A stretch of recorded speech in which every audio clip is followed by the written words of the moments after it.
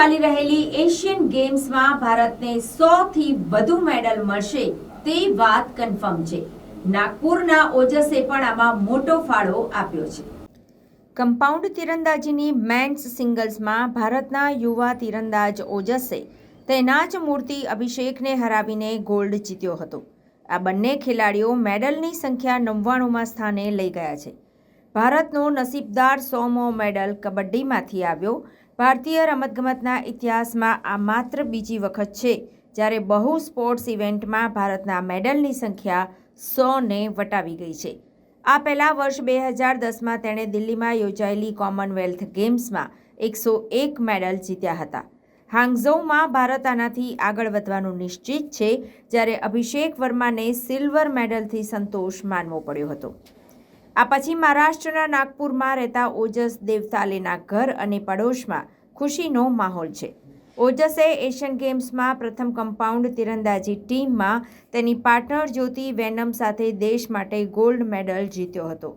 ચીનમાં યોજાયેલ Asian गेम्सમાં 3 gold medal. क्या भावना है उसके ऊपर? ओजस का गोल्ड मेडल ये उसका भी एक सपना था कि देश के लिए कुछ करना है. मेरा भी वही कहना था उसके पहले से कि देश के लिए कुछ करना है. तो मेरा पहले एनसीसी में था तो मुझे ऐसा लगता था कि मैं देश के लिए मिलिट्री में जाऊँ और देश का नाम रोशन करूँ. वही नहीं हो सका अपने से, तो हमने वो ख्वाब अपने बेटे में देखे और उसी तरीके से उसको स्टार्टिंग से देश के प्रति वो ये किया कि देश का नाम कैसा ऊंचा हो सके. उसने किस चीज़ में गोल्ड मेडल मिला? उसका आर्चरी में अभी मिक्स इवेंट जो कंपाउंड में है एशियन गेम में, उसमें उसने गोल्ड मेडल मिला है. क्या ये आपके घर की परंपरा है? आपके इस घर में कोई ऐसा व्यक्ति थे जो इस खेलते थे या कोई तीरंदाज थे ऐसे कि जो उसको नहीं, तीरंदाजी में हमारे यहाँ कोई नहीं था, स्पोर्ट्स में कोई नहीं था, बट हमारे यहाँ बंदूक का बहुत शौक़ था. उस टाइम राजे महाराजों के साथ शिकार करना, हमारे दादा परदादा वही ये करते थे. फिर पिताजी का नेमिंग भी अच्छा था और वही जीन्स मेरे में आया. मेरे भी अच्छा ये था नेमिंग. तो मैं नेवी में मैं एनसीसी में था, तो मैं भी स्नैप शूटर था. उस टाइम सिल्वर मेडल मिला, तो इसलिए वही जीन्स उसमें आ गए. तो ना शूटिंग में जाने वो आर्चरी में चले गए. वो डाइवर्ट कैसा हो, किस तरह से उसको डाइवर्ट हुआ और उसको ये गेम में किस तरह से रुचि आई है? या बचपन से खेलता था या बचपन में कोई और बचपन में तो वो कराटे का धनुष्यबाण बनाते थे. उस टाइम वो सीरियल रामायण महाभारत चलती थी, उसको बड़ा मज़ा आता था. वो कराटे के धनुष्यबाण बना के वो अपना खेलता था. पर जब वो 8th स्टैंडर्ड में था, 8th स्टैंडर्ड में, तो उसके स्कूल में समर कैंप लगा. समर कैंप में बहुत से इवेंट थे. मतलब बच्चा इधर उधर जाने से अच्छा धूपकाले में वो खेलते रहेगा. तो उसमें आर्चरी भी एक इवेंट था. तो उस टाइम उसने आर्चरी में इतना रुचि बताई कि वो उसके पहला कोच जो थे सत्यजीत एरने, उन्होंने कैंप लगाया था. तो उन्होंने बोले सर बोले ये आर्चरी में बहुत अच्छा कर सकता है. बोले मतलब ओजस बोला तेरे को पसंद है? हाँ पापा बोले करूँगा. तो घर के पास ही यहाँ पे रहने आए थे हम लोक सेवा नगर में. तो उनका एनआईटी जो ग्राउंड है वहाँ पे त्रिमूर्ति नगर में, वहाँ पे वो प्रैक्टिस करता था. वो प्रैक्टिस करते करते इंडियन बॉल ले लिया. इंडियन बॉल लेके फिर उसमें अच्छा करने लगा. वो भी एंजॉय करने के लिए किया उसने. वो गोल नहीं था कि अपने को इतने लेवल तक के जाना है. वो प्रैक्टिस करते रहा. फिर उसके बाद में उसने रिकवर एक ये वो आता है, रिकवर में अच्छा किया. फिर रिकवर के बाद में वो और उसकी जिज्ञासा बढ़ गई कि बोले मुझे और अच्छा करना है. तो फिर कंपाउंड लिया उसने. कंपाउंड का यहाँ पे रेंज नहीं थी, तो इसके लिए बड़ा ताजबाग यहाँ से कम 15 किलोमीटर पड़ता है. बड़ा ताजबाग वहाँ पे था अवेलेबिलिटी, तो वहाँ पे जाने लगा. वो वहाँ पे ग्राउंड नहीं है, एक खंडर जगह है, पुराना स्टेडियम है, वहाँ पे ये प्रैक्टिस करते थे. नागपुर शहर में ऐसा कहीं पे भी ऐसी जगह नहीं कि जहाँ कुछ अच्छे गेम्स के लिए प्रैक्टिस किया जाए. उसको ये आपने किस तरह से उसको प्रोत्साहन किया और उसको कहाँ कहाँ जाके वो ये प्रैक्टिस करता रहा? वहाँ पे कोई जगह नहीं है. एक खंडर जगह में ये प्रैक्टिस करते थे. प्रैक्टिस करते करते फिर उसको एडवांस टेक्नोलॉजी चाहिए थी. तो एडवांस टेक्नोलॉजी के लिए ये बहुत फ्रस्ट्रेट हो गया था कि मैं बहुत कुछ कर रहा हूँ, बहुत कुछ कर रहा हूँ, पर आखिरी लेवल तक मैं यानी नेशनल जाता हूँ, इंटरनेशनल के लिए मैं अप्लीकेबल नहीं होता हूँ, तो क्या करूँ फ्रस्ट्रेशन में आ गया था। सवेरे उठा और मम्मी के पास जाके सिर्फ इतना बोला, मम्मी मुझे सातारा जाना है। मम्मी ने भी कुछ आगे पीछे नहीं देखा। ओके, काय के लिए? नहीं, बोले मुझे प्रवीण सर के यहाँ सातारा में प्रैक्टिस के लिए जाना है। ओके ठीक है, ऐसा बोला और उसने 4 बजे की बस बुक की, ट्रेन बुक की और निकल गया।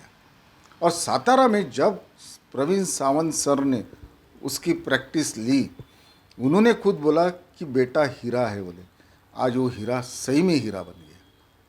उसने जिस तरह से आपका नाम, नागपुर का नाम और देश का नाम बढ़ाया, क्या भावना क्या है आपकी इस बारे में? उसके बारे में तो कहना बहुत मुश्किल है कि भावना बहुत उभर के आती है। वो जो 17 मिनट वो वहाँ पे खेलते रहा है, वो 17 मिनट में उसकी पूरी यादें हमारी ताज़ी होगी। और जिस टाइम मेडल ले रहा था और नेशनल एंथम, उसको हर बार बोलता था कि 52 सेकंड से 52 सेकंड का जो इम्पोर्टेंट है वो समझ। आज उसको वही लगता है कि 52 मिनट का इम्पोर्टेंट कितना है, 52 सेकंड का। और वो 52 सेकंड में मैं ओजस को बचपने से लेके आज के दिन तक का पूरा रील आज नजरों के सामने से।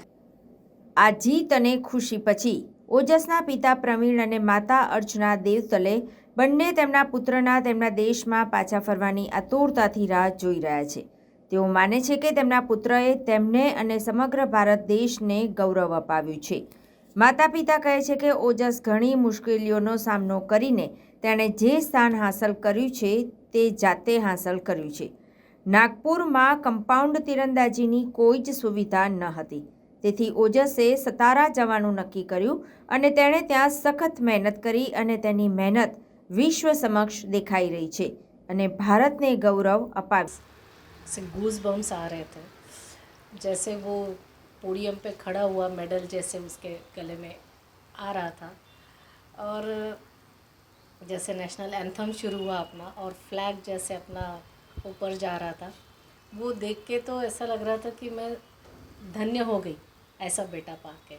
ऐसा लग रहा था कि जिसने अपने देश का नाम तो पूरे वर्ल्ड में तो दिया ही है, और हमारे परिवार का नाम भी, पूरा नाम पूरे वर्ल्ड में दे दिया।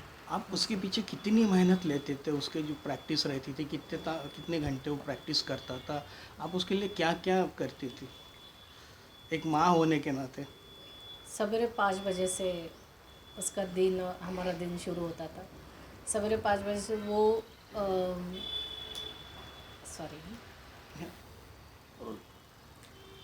5 बजे से उठ के उसका मेडिटेशन, योगा सब चलता था। वो यानी सूरज को देख के, मॉर्निंग का जो सूरज निकलता है, सूरज को देख के उसका सूर्य नमस्कार, देन मेडिटेशन और योगा सब करने के बाद 7 बजे घर से निकल जाता था खेलने के लिए ग्राउंड पे। उसको बस थोड़ा सा 2 मिनट भी अगर लगा कि टिफ़िन में तैयार करी, उसके पास ला कर दें तो वो निकल भी जाता था। बोलता मम्मी रखो, क्योंकि मुझे बिल्कुल ग्राउंड पे पहुंचना ही है।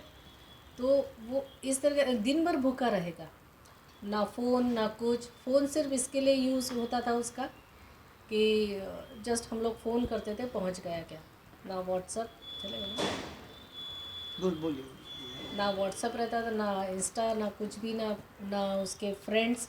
अभी भी उसके कोई फ्रेंड नहीं है, उसके फ्रेंड्स के कोई फ़ोन नहीं आते थे। वो छूट गए उसके 12 से जो छूट गए उसके फ्रेंड छूट गए हैं।